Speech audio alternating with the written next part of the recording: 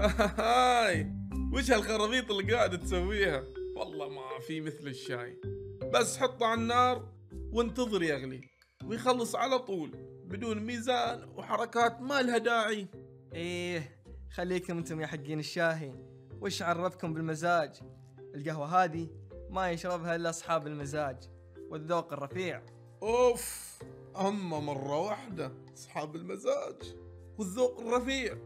والله يا رجال من الفلسفة الزايدة عندكم يا حقين القهوة. وش هي الفلسفة اللي تقصدها؟ ما ادري عنكم، كل شوي مطلعين كلام صب بحركة عكس اتجاه عقارب الساعة واوزن مدري كم. هذه اشياء عمركم يا حقين الشاهي ما راح تعرفونها. الحمد لله ولا نبي نعرفها. تخيل اقعد اسوي قهوة كأني مسوي مركب كيميائي. القهوة المقطرة لها مستقبل كبير الحين، واقدر افتح لي كوفي وابيع الكوب الواحد ب24 ريال. اما الشاي حقك ما يجيب لي 5 ريال. اتحداك، اذا تقدر تفتح كوفي انا اقدر افتح محل شاي وادخل منه مثل ما تدخل الكوفيهات. خلك قد التحدي ونشوف مين الفايز.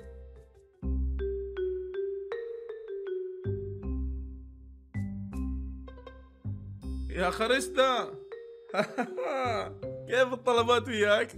اسكت يا الدرباوي وعلمني انت كيف الطلبات. تقدر تشوف بنفسك.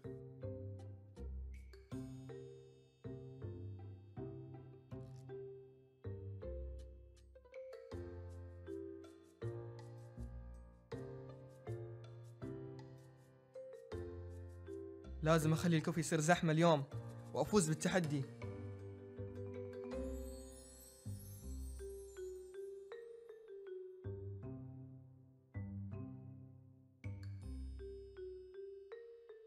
اوف، والله الخريستا قاعد يشتغل، انا اوريه.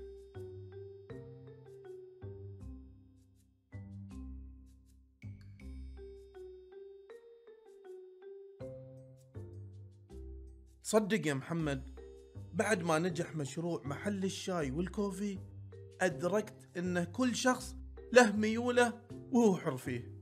تصدق حتى انا عرفت انه مو لازم يكون مشروعك هبة جديدة عشان كل الناس تجيك.